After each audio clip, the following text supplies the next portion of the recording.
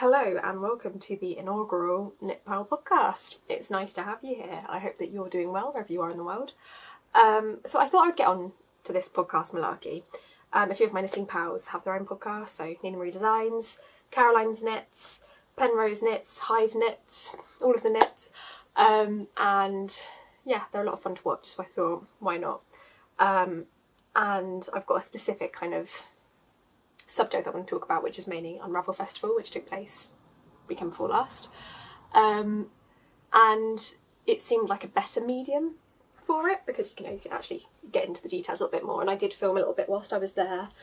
So yes, I hope it's going to be kind of interesting. I don't know how regularly I'm going to be able to do these, and I can guarantee that after 15 minutes of talking, my voice will go. So you might have to bear with me towards the end there. But yes, I think it should be a lot of fun. I'm hoping to do these kind of maybe once every couple of months. I think that's reasonable. But yes, if you don't know me, my name is Sophie. I'm the Knit Purl girl over on Instagram, Ravelry and my website. I'm primarily a PhD student. I'm in my third year, so I'm nearly done. But I'm also a knitwear designer and blogger. And I just really like yarn. That's the main thing. But yes, it's nice to have you here, and let's get into it. So, if you don't know, a couple of weekends ago, it was Unravel Festival, which is a yarn festival in the southeast in Surrey, in a lovely town called Farnham, where I actually used to work for like 4 years, so I know it really well. I'm from that area broadly, though not from Farnham, and it was really nice. And I was there helping out my friends Iris and Melissa, who have a natural dyeing business called Hook and Light, which I'll link to below. And it was just so much fun. It was really lovely to be there. So quite a few friends were there, especially on the Saturday, so it was really nice to meet some people who I know from online. It's like, you're actually a person. That was really cool. But it was also just interesting kind of seeing the behind the scenes of how a yarn festival works when you're a vendor as well as when you're a consumer. Or a potential consumer. So that was very interesting. But yeah, I thought today I would kind of, go through, I did vlog a little bit, though probably not very well. I haven't actually looked at the footage yet. I've been procrastinating doing it. I thought I'd talk you through kind of the experience and then also show you what I bought because I was a little bit naughty. But so much temptation. It was inevitable. But yeah, I thought I'd go through what I've got and what I'm going to make with it. So the festival itself was a lot of fun. It was so lovely actually meeting people and putting faces to usernames, because even if you've talked to somebody on a Zoom, it's still like, oh my god, it's you, which is so fun. But it was lovely. It was a really big festival, so I think it was certainly for me the first yarn festival that I've been to that didn't feel COVID-y.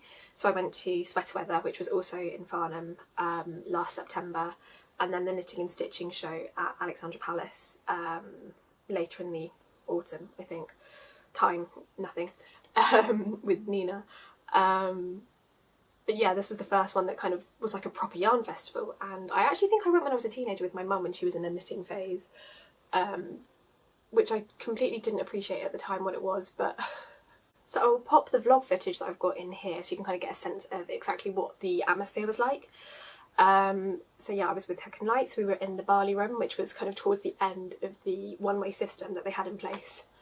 Which was really nice because we were also by the door, so we could kind of see people coming through, and it was when you're seeing the same person on their 5th time round, it was like, okay, you're like a serious I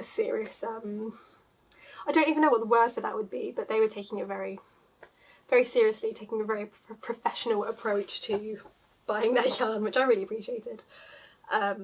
So Iris and I headed down to Farnham on the Friday evening and we got everything set up. I say we, it was mostly Iris, bless her, but everything looked beautiful. The yarn is all naturally dyed, so it was just such lovely, vibrant but soft colours, and there's Iris getting everything ready. And when we were set up, we then went out for a little drink and dinner before we were ready to be there Saturday morning, and it was so cold but so lovely and bright, and the Maltings is such a great venue. So at our stand we had the kind of natural dye materials, and we were also selling natural dye kits, so that was a lot of fun. And yeah, there were just so many beautiful yarns everywhere you looked. So this was the room that we were in, and there was just so much temptation so nearby. It was incredible. And here was the Gardener room, where I went a little bit crazy, as we'll get to in a bit, but it was so lovely. And there's Ralwerk. This was another room, and I'm so sorry if this makes you feel seasick at all. It's, yeah, harder to like keep a steady hand whilst you're filming than it looks, apparently. But that might just be me. Good morning. So it's day 2 of Unravel. I'm quite knackered after yesterday, to be honest. I'm not used to being on my feet that much all day, but it was so fun. And I'm really looking forward to seeing some people today. So I'm kind of here to help out a little bit with hook and light, but not so much. And yes, I'm going to see how much damage can I do in a few hours. But I'm actually going to try not to buy too much yarn, if any. Although there's some Gardener stuff that I would like to go back for. But we'll see. I'm just going to take you with me and let's go. So here's me fangirling with Laura from Penrose Knits and Jonathan Days, and then there's Anna as well. It was just so lovely to see so many people. It made me so happy. Yeah, it was such fun.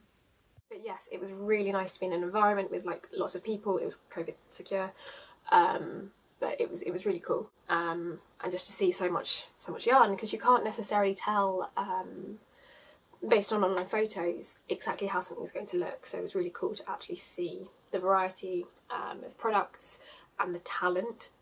Like seriously, some of these indie dyers, it's not necessarily my taste. I'm not a huge fan of hand dyed yarn except for mohair, just because for me it's a bit busy. But seriously, like, it was just so beautiful and amazing. So it was very cool. Okay, and then as for what I bought, so like I said, I was fairly restrained, I think. I kind of went in taking the experience I've had at previous yarn shows, and knowing what I tend to buy versus what I tend to use. So if you're familiar with my kind of knitting style, you know that I tend to prefer block colours. I'm not one for variegated yarns. I love them. I think they are so beautiful. I hate them on myself. I've never been good with pattern, even before I got into knitting. It's just not really my thing. So I was kind of like, okay, well that excludes about 90% of the vendors here. So I was like, I'm going to look, I'm going to appreciate, but I'm not gonna go for it. But luckily there was actually quite a lot of kind of more natural looking product there, which was really great for me. And I went a bit wild. It could have been worse. It definitely could have been worse. But it was also the launch weekend of my crescendo sweater, so it was kind of like an treat yourself mindset. So yes, I will show you what I've got. So my main purchase was from Gardener, who were one of the sponsors of the event, and they had a room to themselves. So that was quite nice because you could really familiarise yourself with their product, and especially because I was there on the Friday, Saturday, and I also popped in quickly on the Sunday.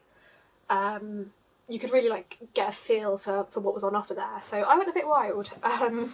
My main purchase, like, it's all in this giant knitter's bag, which also contains other stuff, but just for ease of transport around my house. So yeah, my main squeeze, quite literally, was their number 3. Can you see that? I have no idea. My eyesight is terrible. But this is their number 3 organic Manx Loughton, you tell me, wool, and this is in the shade Manx Merit. So it's this lovely chocolatey brown, which is almost identical to what I'm wearing. Whoops. It does tend to look a bit like baby poo in the wrong lighting. So like, my house is terrible. I don't know how else to describe it. It's just awful. And the lighting is very harsh, so I have to be a bit careful when I'm photographing it, because it leans a little bit green, but it's a beautiful like milk chocolate shade in the right light, if you can see it here. And this, I believe, consists of 3 plies of yarn that are fairly tightly spun, so it's like a very springy texture. They're calling it a DK. Absolutely not. It is not a DK. I'm using it currently on 6mm needles, but I will get back to that towards the end of the podcast.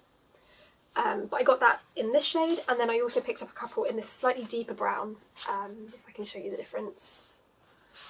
And this is just the Merit. I need to cough. I told you, I can talk for like 10-15 minutes and then my voice just completely gives out. But this is just Shetland wool, actually, as opposed to the Manx Loughton. I have no idea how to pronounce that. English is a horrible language. But yeah, this is lovely. Surprisingly, this is a bit softer than the lighter shade. I tend to find that with more rustic, natural wools, the darker they go, the rougher the texture can be. But actually that's not the case here. This almost feels like velvet. It is so beautiful. So I've got a couple of hanks of that, and they run at 115 metres per 50 grams. So I think I ended up getting 9 of these in the lighter shade for a jumper. It's going to be a slip over. And I was like, but what if I really like it? So I got a sweater quantity. But I only got 2 of these, and I thought these would make a nice hat for my partner, because he tends to like more natural shades, and his hair's about this colour. So I was like, I know this is going to suit him. So yes, that was that. And then also from Gardener, I got some of their Beacons wool. So I got it in this beautiful navy blue and white plied yarn. So this is organic Polwarth, Romney and Polwarth. Doesn't sound right in my accent. I've got like a southeast accent and it just sounds Polwarth, Romney and Hebridean wool. And yeah, it's grown in the Falkland Islands, South Wales, Scottish Highlands, South West England, and then spun in Yorkshire and dyed there too. So it's all very like nice, traceable product. And they had, yeah, again, if you follow me for a while, you know how I feel about swatches. I love them. I just think that's so useful if you knit a lot. And yes, they also had, so they had all of their swatches around the bottom of the brim, and I'll try and insert some footage here so you can kind of see what I mean. And they also had some sample pieces knitted up, and they had a little pair of Fingerless Mittens. And again, this colour is just so pretty. Is it gonna focus? Yeah, there we go. It's just beautiful. So I thought that that would be really nice. And I'll find a pattern on Ravelry, or just improvise it a bit. Because our house gets very cold in the winter, and it's very useful to have that kind of thing so you can still type. Or just when you're out and about. But yes, I'm very excited about this. I think it's really lovely. And this is in the shade Bevan, if you wanted to look it up online. And then lastly from Gardener, I got some of their, this was what caught my attention first, but it was slightly more expensive, so I was a bit hesitant to buy a sweater quantity. But this is their Pressley yarn, and this is again organic Polwarth, Romney and Hebridean wool. It has a lovely halo, and I'd say this is actually a true DK, so they're calling this a 4-ply or fingering wool. But I think that's a DK to my eyes. And again, it's all kind of UK grown and processed. And I chose the shade Marble, which is this beautiful, please focus, there we go. Beautiful, lightly heathered white with some subtle flecks of grey and a very beautiful natural halo. And this runs at 200 metres per 50 gram hank. So you're getting quite a lot of this. So I've got 400 metres in total. So I don't really know what I'll make with this. It was just kind of one of those, I have to have it in my stash. I feel like you could get a really beautiful neck warmer or collar out of this. I think that would be really cute. But I need to wind these up and swatch them to see what I think. But I'm really excited. But these were, I think, £12 or £12.50 per hank. And I know that I wouldn't have needed as many necessarily to make a sweater, but I was like, oh, it feels like a lot. But I ended up, I think, going back to their stand like 3 or 4 times over the course of the weekend. So, like this, I think I bought in 3 different batches, which is so ridiculous. But yeah, that was my Gardener purchases. Those were my Gardener purchases. Words are hard. So next up on my list, whilst I was kind of making my way through, was a German brand, or company or producer, I don't know what you'd call them, brand, yeah, called Rauwerk. And how cute is this label? Can you see it? Will it focus? Let me move out the way. Like, it's so pretty, such lovely graphics. And if I pick the fluff out of my wool. So again, this was one of the more natural brands. They did have some lovely, beautifully dyed yarns as well. I think all kind of in fairly solid, slightly heathered colours, but it was like a much more natural palette, which I'm really drawn to at the moment. And this is just so satisfying. Like, can you see how big that hank is? So this is 100 grams, and it's 300 metres. I can't actually remember how much this was. I could easily look it up. Okay, so 2 hanks of this was €34, so that's like about £30, which I think is actually really reasonable. And it's 100% merino wool from a single flock in Munich. It's a 2-ply woolen spun, and they're recommending a needle size of about 4mm, which feels right to me. So I was planning on making the petite knit Scylla slip over with this, and I think it would be really nice. I mean, it's raining a bit, so I don't know how clearly you can see, but it's like this really beautiful, warm, again, a chocolatey shade. So one of the main reasons I chose it, which is a really silly reason, was my cat is called Pippin, or one of my cats are called Pippin. And I think the word on the back, I can't actually read the handwriting, I'm afraid. I literally have been trained in paleography, which is deciphering like manuscripts, not deciphering, it's reading manuscripts, and studying handwriting. And I'm so bad at it. There's a reason I went for like coins and not manuscript studies. But it's beautiful, and I thought, well, it kind of looks like my cat's name, so that means I can buy it. And I've caked one of these up, so you get so much wool. So that is 1 hank in cakes. So yeah, I'm very excited about this. The colour is just fantastic, like it catches the light so prettily. I think it's going to be really, really yummy in that slip over, but I still need to swatch it, but gorgeous. And it's really nice. I think I'm planning on making the small in that slip over, because I do find that slipovers you kind of want them to fit neatly over your shoulders, and I feel like maybe around my hips I could do with the medium, but I'll make it work. But I think, yeah, 2 hanks is enough for one of those. That should be great. And then my last purchase was Garthaner lined, I'm going to say. So across the room from us was a lovely brand called Woolen Flower, who was there with, I could never remember, Stitch Birdie and Woolen Flower. And they were literally across the room from us, and Stitch Birdie is more kind of like knitting adjacent accessories, and then Woolen Flower is naturally dyed yarn. And whilst it was very tempting on the hook and light stand, I think I was kind of determined to, I can get that kind of anytime from Iris, because she lives like very close to me. But yeah, the Woolen Flower naturally dyed yarn was speaking my name. I've actually already caked this up and started working with it. But this was the Garthaner Shetland No. 1 base, which is a fingering weight, I believe. And it's organic Shetland wool, and naturally dyed in a range of really beautiful colours. So of course I went for the brown. I think this is dyed with walnut, so it's like a really lovely, almost like treacle colour. And I'm making a nice wrap. But yeah, Julia of Woolen Flower, she was wearing these most beautiful shawls, kind of like wrap scarves, the whole weekend, and I was like looking across the room at her like, yeah, they look nice. And that was kind of my inspiration for this. So yeah, I'm holding the yarn double, and this actually works as quite a good segue to like what I'm doing with the yarn I got at Unravel. So it's kind of like a really lofty, maybe it's a double knitting at this point, or I'm using 5.5mm needles. So is that what I'm using? No, I'm using 5mm needles, and I'm just going for this really simple textured piece. It looks a little bit like crocodile skin. That's the only thing I'm concerned about, but I think it's gonna be really cool. Oh my god, it is raining so hard outside. But yeah, I'm just gonna do like a really simple triangle scarf. I think it's gonna be really cool, so I guess it will sit like this eventually.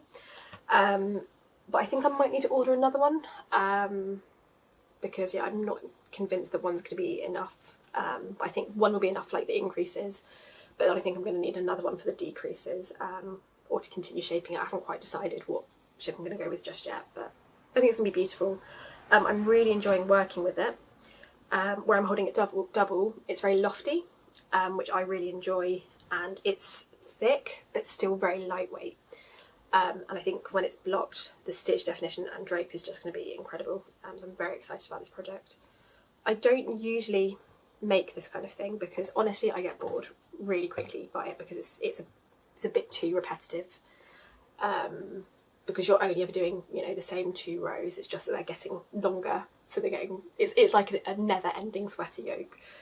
And I love making sweaters, but I like that you get to a point where you no longer have to work the yoke. It's just like body, sleeves, done. Whereas with this kind of thing, not so much. But I think it will be really useful, and it does look gorgeous. So I'm quite optimistic about this. I think it's going to be a nice one, and I'll have some footage. I'll have had some footage showing you how it looks. So that's that one. So as for the, I kind of already got into it with the Ralva, but yeah, petite knit Scylla slip over, still need to swatch it, but optimistic. And then the Garthener. So yeah, like I'm saying, I'm going to make a hat with a darker shade for Chris, my partner. But with the lighter shade, I am making a sweater. So initially I was planning on making a V-neck version of my Turney slip over, which I will just grab and show you. So this is the Turney slip over. So it's like a very textured slip over made with the baby alpaca wool from Weir Knitters, which I love. And they classify as an Aran weight or worsted. They are, I love you Weir Knitters, but no, it's like a DK maximum. And since this is also labelled a DK and I left my brain at home, I thought, oh yeah, I can make a V-neck version. It's way too thick. Like, I tried it and absolutely no chance. The measurements were just completely off. Which is why you swatch. But I couldn't be bothered, which is very unlike me. It's very naughty. But I thought, okay, I'll take it home and we'll do something, you know, we'll do some experiments. And I thought it'd be really nice for a sweater, which is kind of also why I went back and got a sweater quantity. And it is shaping up really beautifully. So this is how it's looking. If you can hear it over the click-clack of my needles. But it's very brown, which clearly I'm into. And it's beautiful. Like, again, I will put something in here so you can really see the stitch definition. But there is so much texture. It's really, the relief of the stitches is just amazing. It looks so sculptural and beautiful. So the stripes really pop, which I really love. And it's a dream to knit with. It's I do find with rustic yarns that they can be quite hard work, actually, for the muscles of your fingers. I think where they're quite like stretchy, it can be a little bit challenging. But it's so worth it. It's very addictive to knit, and this stitch pattern is lovely and repetitive. So it's quite a lot of fun. But yeah, it's just some easy short rows through the front, and I think it's going to be really, really nice. So yeah, that was kind of my Unravel experience. Again, it was just so lovely to meet, like Laura from Penrose Knits was there, Jonathan Days was there, and a few other folks from Instagram, and it was just so lovely to meet them. Yeah, just really like, oh, we're really emotional for quite a while afterwards, because this community has like accidentally become like a massive part of my life, and I never expected it to, I never meant it to, but it has, and it's so nice to like actually take those connections from Instagram into reality, which is it's a lot of fun. But yes, that was Unravel. Whilst I've got you here, I thought I would also maybe talk you through some like other little yarn purchases that I've made lately. I really am trying to cut down on how much I buy, because one of the main reasons I got into knitting was to avoid overconsumption, and the irony is not lost on me that I have like half of my office over there is filled with yarn that I have not yet used and do not have time to use, and that chest of drawers over on that side of my bedroom is full to the brim with sweaters that I have made, which I realise is better than like fast fashion, but you know, it's overconsumption is overconsumption, you know. But I digress. Let's talk about what I've bought. So I had Meg from No Frills Knitting come up and visit in Cambridge a couple of weeks ago, and with her came 3 cakes of Lopi Plotalopi. So my Icelandic is non-existent, so I will be mispronouncing this. But this is a barely spun, very, very minimally processed Icelandic wool. Meg is obsessed with this, and I am completely going off her recommendation for this. And I'm actually also considering making a petite knit Scylla slip over with this, but then again, maybe not. I'm also tempted to make something completely different with it. I really haven't thought this through. But it's really lovely. It feels like Icelandic wool, like it's rustic with a capital R, but also lovely and very delicate. So like you can just pull it to pieces, but then equally you probably can just felt it back together, I would have thought, quite easily. Let's experiment. Yeah, that would definitely felt back okay. So I think that's going to be interesting. Maybe even some homeware would be nice in this, I don't know. But it's quite cool. Yeah, that fell back. So that's that. We will see what happens with that, but I am excited about it. And then completely the other end of the spectrum, oh no, not completely, but kind of, is Happy Chain Yarn from We Are Knitters. So this is their latest addition to the WAC family of yarns. And I am always a fan of this kind of like style chainette yarn, or a blown yarn like this is. Knitting for Olive Double Soft Merino, which RIP, I'm going to miss you. And I love it, it's one of my favourite fibres.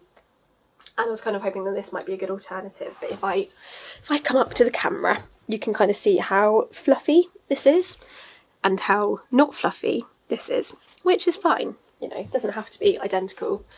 And this is quite a nice contrast to We Are Knitters, the Double Trouble, which is their kind of fluffy blown yarn, which is very fluffy.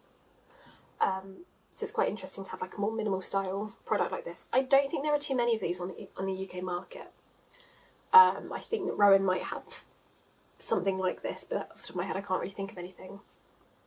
So yeah, it's interesting. It's made in Peru. I just went for the natural shade because I didn't really like any of the other colours. Sorry.